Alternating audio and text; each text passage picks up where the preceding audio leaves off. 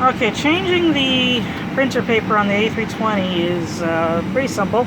All you gotta do is move this knob to the left to loosen it. Okay, it unhooks. Okay, this is right there. This is what you're turning. Okay, and then you take this out. I'm not gonna do it because this paper is really good still. So, but anyways, what you do is take this out, like a toilet paper roll. Take it out, put the new one in, clip it back on. Okay, this is the clip where it is. This is where it actually comes out like that. Alright, and then it feeds it into here, so you got to be careful feeding it into there. Okay, right in through there. And after that, close it up,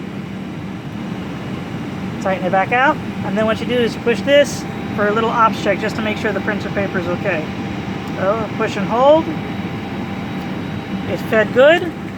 Pull at a 45-degree angle to cut it, and that's it.